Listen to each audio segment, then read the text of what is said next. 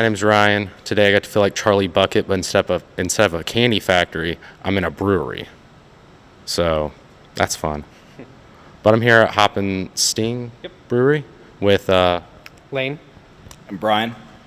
and we're going to be talking about beer and everything alcoholic. So let's get right into it. Okay, so the first question is, how is your beer connected to the local area around here?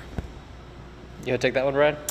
Yeah, a lot of our we have a couple brands that kind of pay homage to something native to Grapevine. So we have one of our beers. It's a brown ale. It's called Sir William's, and it's named after our longtime mayor here in Grapevine, William D. Tate. We have another one called Monarch. It's our American lager, and that's kind of pays homage to the butterflies that migrate through Grapevine every summer.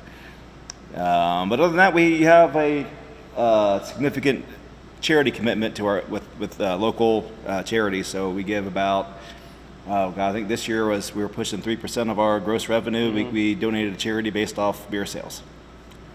Yep, including fire departments, first responder survivorship funds, special needs baseball leagues, and dog rescues. Pet rescues, they take care of cats too. Fair, okay. So here's a question that's kind of on the top of my head. The different types of like beer and alcohol.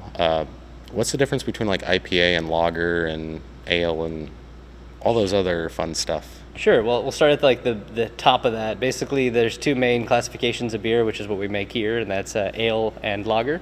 A lager is fermented at a cooler temperature for longer, so that's going to be like our aluminum cowboy is definitely in the lager. Our Marzen style, which is our Oktoberfest, is also a lager. But then on ales are fermented a little bit warmer for a shorter period of time, and that's like an India Pale Ale, lots of hops and whatnot. And basically what it comes down to is you can make a pretty similar taste on both types of beer. It's just a matter of temperature and duration of fermentation. It's pretty interesting, I'll admit. Yeah, there's also some different strains of yeast that behave differently in each one. So if you want to get you've got your beer nerds or science nerds out there, you have what's called a top fermenting yeast, which kind of does all of its fermentation on the top, and that's an ale. It works quicker. Then you have your bottom fermenting yeast, which is typically a lager strain, which typically does all of its fermentation towards the bottom of the tank. So it can kind of sit there at cooler temperatures and not be as active as the other one.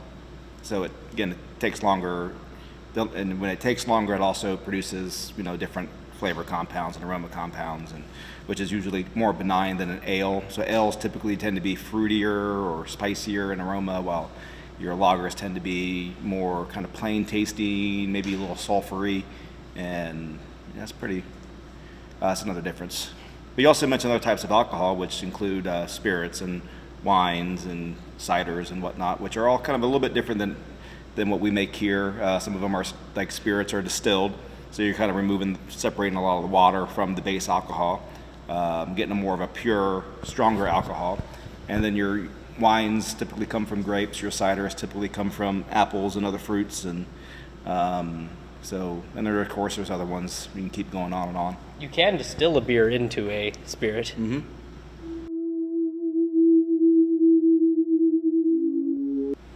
How do you do that? Just put your beer through a still, and you'll distill out. We actually had a pale ale once that we had that was distilled down to what basically ended up being like a kind of weird hoppy brandy.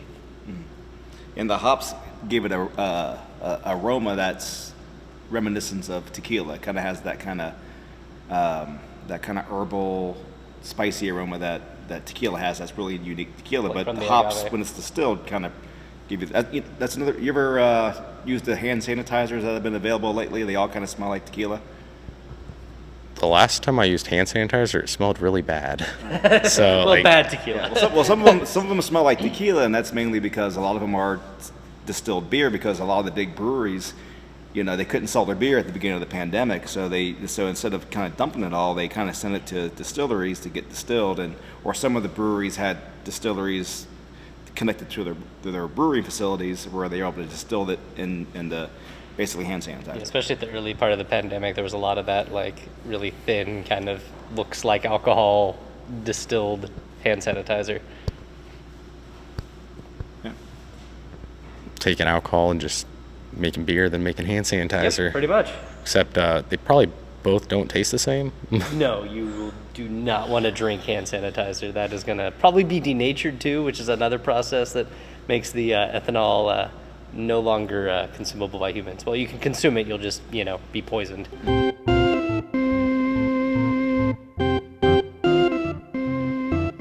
Yeah, I wouldn't drink hand sanitizer. I highly recommend not to. It smells bad as is, so I don't know why I would want to eat it. Yeah, don't. Bad. When you guys were talking about spirits and how spirits are made, wouldn't that be like a exorcism in a way on alcohol?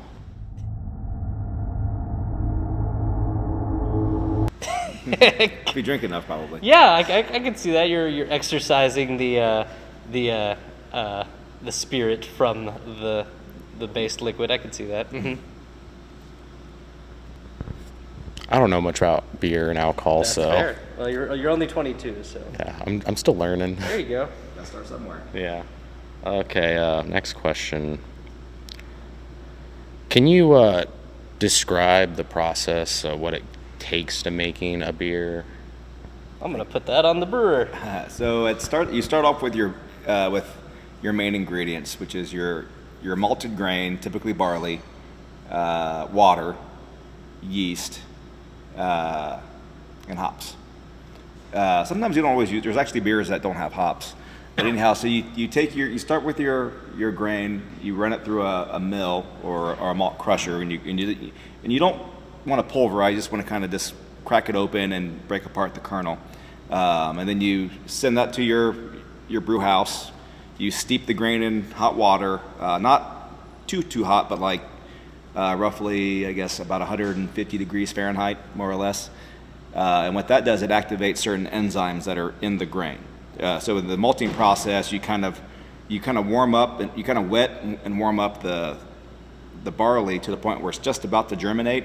And when that germination process, it's creating these enzymes, and then you kind of stop it by kind of raising the temperature, and you kind of lock in these enzymes. And then when you steep it in the hot water, it kind of activates them.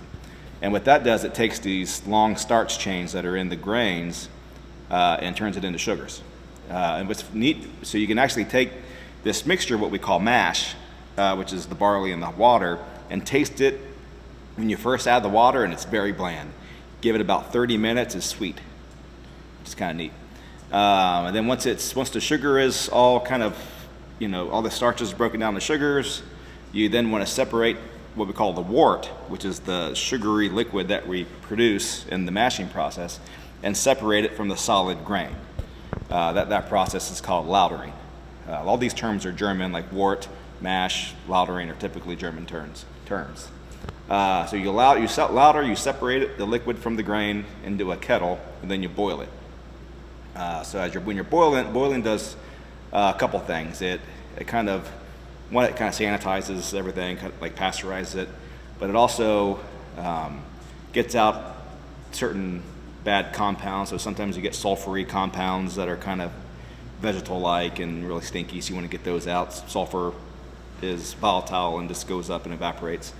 And then that's the time when you add the hops. So when you add the hops will add bitterness. So like when you're cooking, you want it it's like when you add salt to something sweet to kind of balance it out, or some sugar to something that's kind of salty or savory, kind of brings out a lot of this flavor. So we always want to add a little hop bitterness to our sweet wort to kind of balance that out, or else you're going to get a really kind of sweet, overly sweet beverage. It also adds, it's a disinfectant. Hops disinfect, they kind of prevent certain bacteria from growing in the final product, so the bacteria won't outcompete your yeast that you want. And it gives flavor and aroma.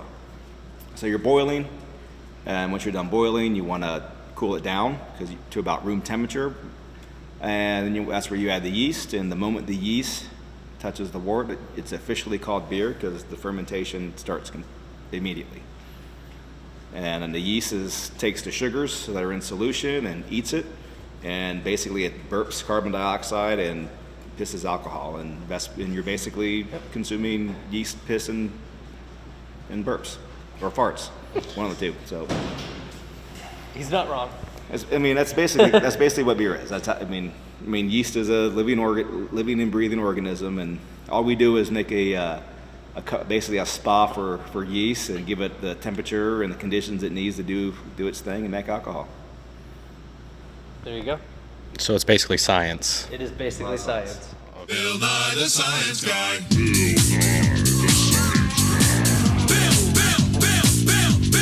Bill Nye the Science Guy. Science rule. That's pretty cool. Like And magic. magic, science. Isn't that the same thing? Things just Yes, happen in science. 100%. Magic when you don't understand it, science when you do. So technically, Albert Einstein can be a magician. Absolutely. Or wizard. 100%. Yep. Sorcerer, somewhere in there. Okay. Next question.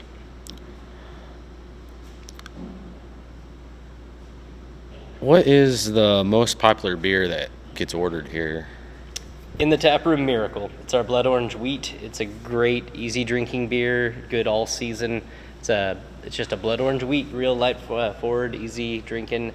Now, outside of the Taproom, it might be Aluminum Cowboy. That's our light lager. That's like our beer when someone wants a beer-flavored beer. It's 110 calories, 3 grams of carbs, just super good, and relatively inexpensive, too, which is nice. We've tried to keep a good price point on it so people can get a six-pack of that and enjoy it with their sports game. Yeah. People love sports and beer these days. They do. I haven't been to many breweries, so I'm not sure fair. like what goes on in a brewery. Like, Yeah, some breweries A lot of beer drinking, for Yeah, sure. some breweries can be sports centric, but actually most tend to be places where you go to kind of get away from that atmosphere. They're almost coffee shop like, where it's more I can kind see of that. a little quieter than a bar, a little more kind of sitting and talking with your friends or family, anybody you go out with. You can bring your kids if you have kids. You're eventually get there. Bring your dog. Bring your dog. But yeah, a lot of breweries you can bring your dog, even bring them inside. Yeah, we always say we're dog friendly, child tolerant. I don't have a dog. I have a cat. Perfect. We've actually had I think it's only happened once, but there was a couple that came in here. They had a cat on a leash. Perfect. Yeah, it's perfectly If your fine. cat's leash trained, bring him in. Well, I'll have to try to train her in that. There you go. I recently taught her how to play catch. Perfect. Get her on a harness and bring her in. Okay. I'll try it.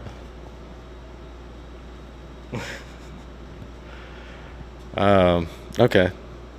Next question. How would you guys describe your brewery? Like, you guys kind of went into that with the previous question about how it's like coffee shop like, but is there any more detail you guys can put in there? I'd say we're definitely on the public side, very beer garden forward. We're definitely People like to be outside, especially Yeah. when the weather's nice. got our lovely beer garden with picnic tables, barrel tables, and at night we have our string lighting. Welcoming, I'd say just pretty welcoming of all types. We We have a really great bar staff that's Definitely. very attentive and friendly. They'll definitely help you out if you don't know a lot about what you're getting into, or if you're curious to try something new. They'll lead you the right way. I'd say just like a fun hangout place. Got good food, good music, good people, chill.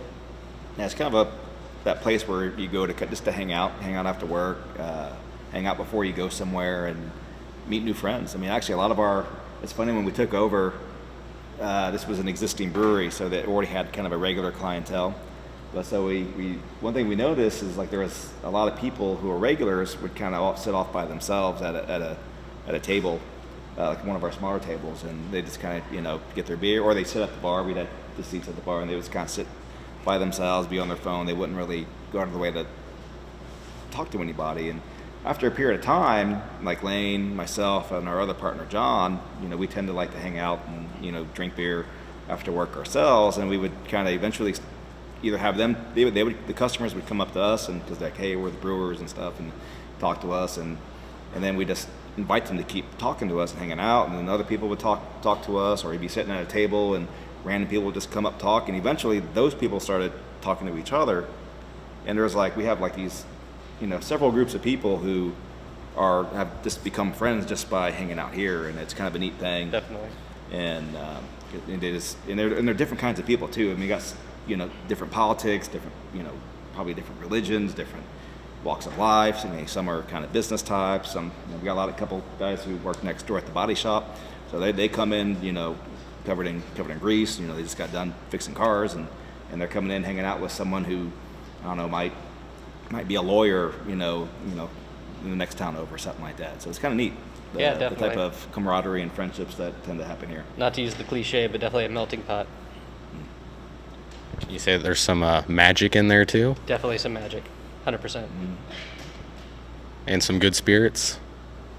Some good spirits, Something like that. in the figurative term. I was just trying to come up with some metaphors there, but There you go. you guys were talking about like, spirits and what was the other thing I said? I can't remember. That's okay. But yeah, let's go on with the next question. Sounds good, man. So, I'm gonna close this interview with you guys can ask me whatever question you want about me.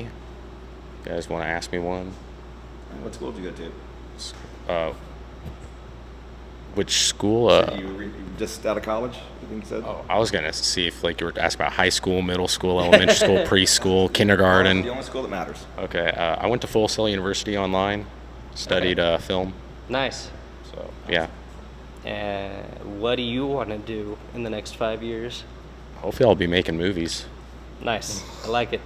If not, I'll be doing something. I don't know. Do you like more documentary style or more fictional?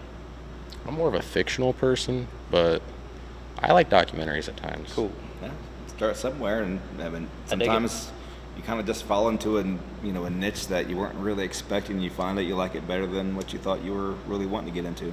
I mean, heck, I was a marine biologist before this, working on commercial fishing boats in Alaska, and now I make beer for a living. So it's you never know what path Yeah, I you end up leading down. I have a degree in real estate and did commercial and residential real estate for 5 years before this. Dang. So it's good to keep an open mind. Yeah. That's how I try to live my life, but sometimes I just want to take a nap. Also acceptable. Do that. Take naps when you can. Yeah. But yeah, Cool. that's about it. Is there any other questions you want me to ask? I'm good. Okay. We'll close the interview there. Where can we find you guys on the internet? hopandsting.com, and then we're located at Grapevine, just off of Main and Dallas, at 906 Jean Street, Jean Street, And we're on most of the social media platforms at Hop and Sting, typically. Distributed and spelled out A&D. all across North Texas and Oklahoma. You guys hear that? Check out the description in the video. There'll be a lot of links to where you guys can find Hop and Sting, and you guys should come out here. It's a pretty cool environment. Thank you. Awesome. Appreciate it. And also, there's a dog here. At least one dog at any time.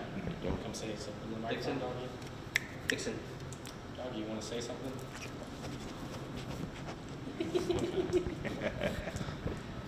Anyway, that's all. Excellent. Cool.